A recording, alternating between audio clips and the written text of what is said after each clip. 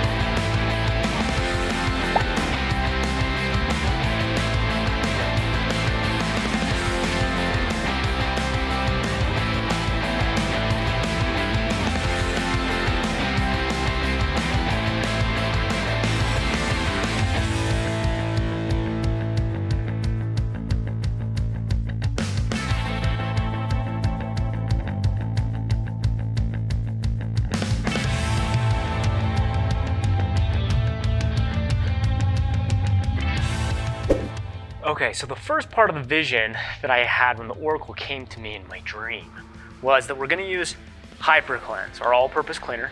We're gonna go through,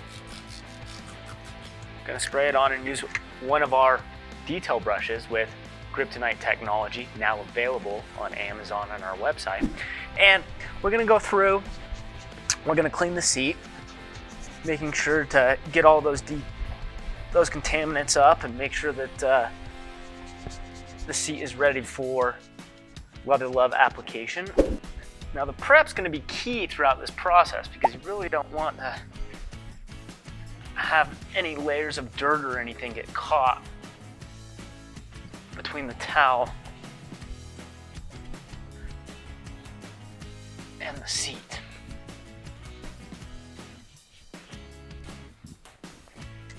Okay, so now that I've decontaminated the seat here, what we're going to do is we're going to take some of our leather love and we're going to massage it in to the seat. You don't have to use a whole lot of it. We'll see if this works.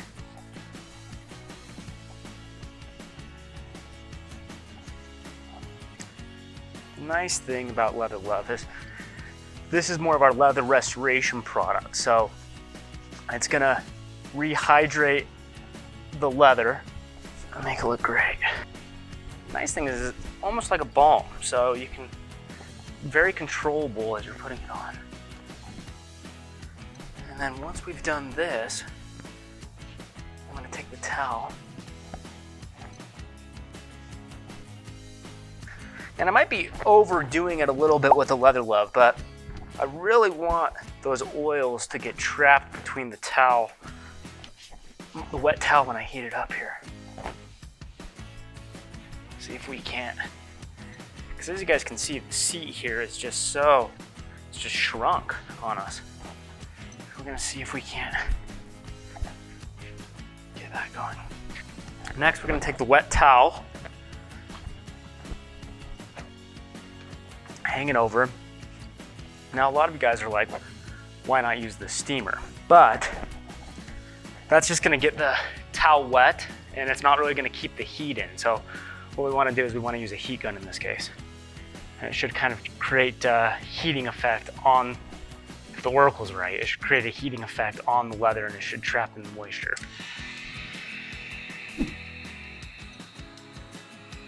So it's gonna be a minute. So I'll do this and we'll come back and take a look and see how it went.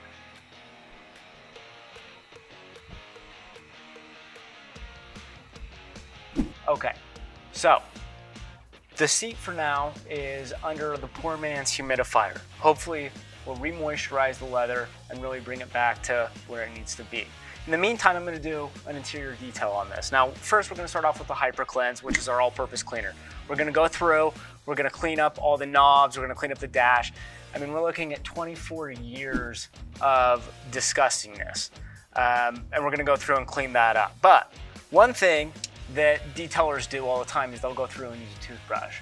One thing we like to do here is we actually use an electronic toothbrush. The electronic toothbrush is going to vibrate and it spins. So for things like the seatbelt release or the steering wheel here, it is going to be a lot more gentle, which is going to make it so the threads, for example, aren't going to start to fray.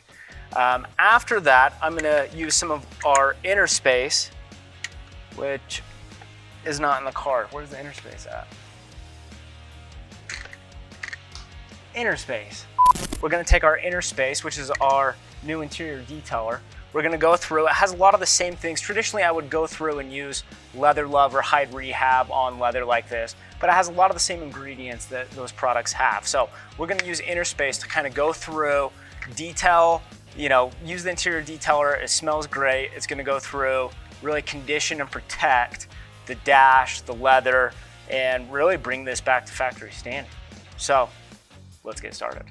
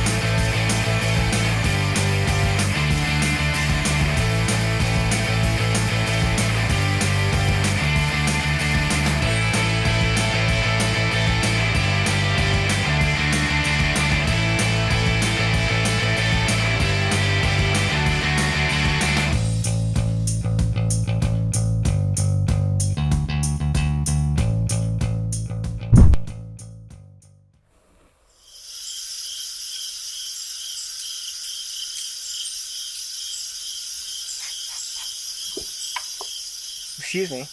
Yes? What are you doing? I'm helping out. That's considered interior. Aren't you a little bit out of your zone? Now, wait a minute. I looked at the car map, and this is the neutral zone, right through here. So I wanted to come through and show everyone how important it is to get these little details when doing a great detailed job. Heard of it? Carry on.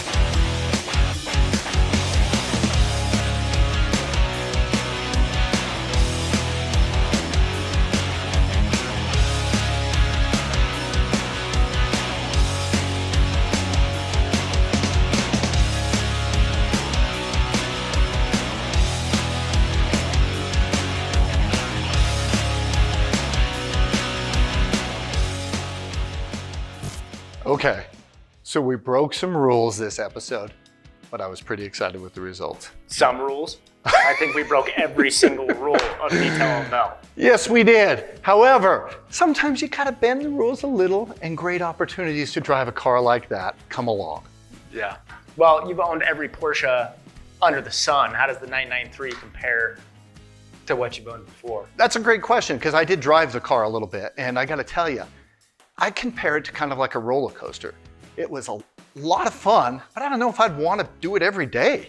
It's a little bit rickety on the old freeway there. Well, it was just, they're pretty raw. And so I really like the more contemporary, newer Porsches because they match your mood far better. You know, if you're just commuting, they're kind of a womb on wheels. And if you want to get on it, their personality changes just like that. Real quick, I think we saw that at the beginning of the episode when we raced it against the Audi Ep6. So I forgot about that race. What happened there? Anyway, okay, so yeah. the exterior, how did it go? What'd you learn? Well, I think we all saw.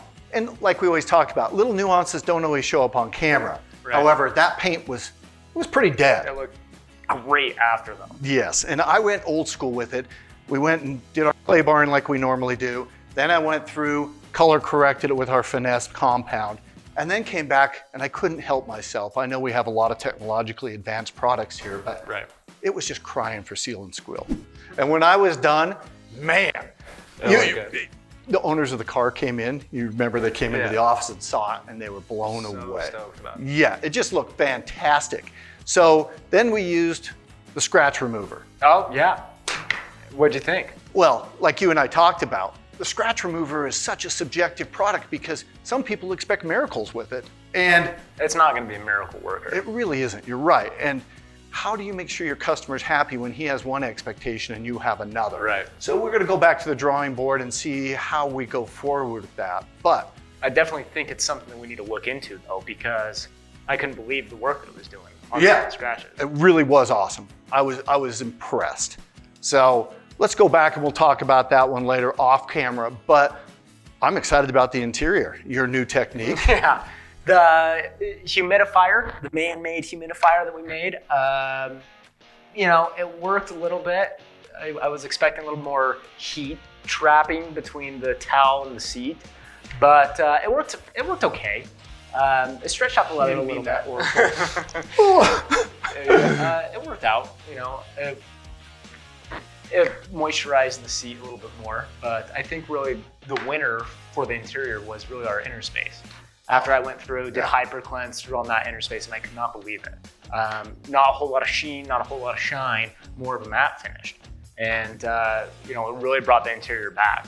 Yeah. So, and the other thing is that the toothbrush technique, you know, I love using those electronic toothbrushes when we're doing interior details like that. Yeah, and I got to tell you, both the premises were sound though, because on the humidifying, we know that's how to get leather to stretch out and to expand. Yeah. I think we just didn't give it enough time and enough weight. The Oracle has never steered you wrong before, so we'll go back and revisit it. But the toothbrush one, I think is a stroke of genius because like you mentioned, toothbrushes are not a new idea. Right. However, the vibration and the combination of the rotation with those nice bristles, you were able to get into those recesses like that seatbelt buckle. Yeah. Wow. That looked great. It just took out everything. If it's soft enough for your gums, it's soft enough for the threads. And So- that's what they say. That's what they say. So other than that, I mean, you know, we vacuumed the inside. I used the extractor on some of the carpets. Actually turned out looking awesome. So we'll have to see what the guy says when we give it back to him. Yeah. So, you know, a car like that is going to range anywhere from $27,000 up to $65,000. And I think it was probably 29 when it came in. But when it left, I'll bet it's in the mid 40s. I bet I can get at least 40 out of it. Yeah. What you did on the interior and the exterior of the car, I mean, it just was just looks like screaming. it looks It like was a great screaming. example of a car. So All right, well, let's not break all the rules. yeah, let's do some giveaways. Excellent. So I think that we should give away inner space. Definitely so. Um, Scratch removal, let's work on it a little wait. bit more. Yeah, But- but let's do 12 bottles. So make sure to like the video and subscribe. We're trying to get our subscriber count up. So Job security. job security. So make sure you subscribe, like the video, and we'll throw some names in the randomizer and pick out 12 winners. Right on. So Let's call that one a wrap. okay, All awesome. right.